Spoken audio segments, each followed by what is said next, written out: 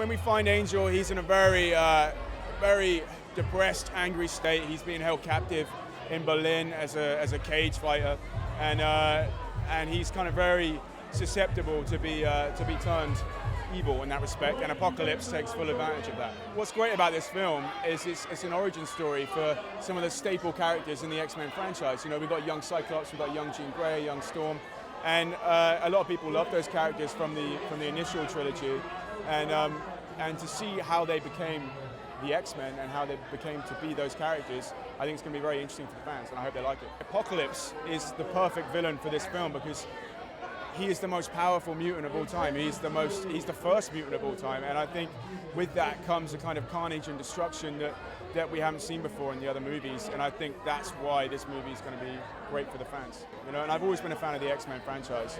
I'm not that I don't like other superhero films, but I like these films because I feel like they're rooted in real values, like human values, about a bunch of guys who are outsiders, you know, who don't feel like they're part of their community.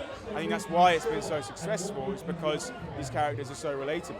And so when I got this job, I was just absolutely over the moon. They can expect a lot of fights, powers, mutants, battles, but also a lot of emotional stuff. I mean, there's a great storyline with Magneto's character that's probably one of my favorite parts of the film. So I hope they enjoy that.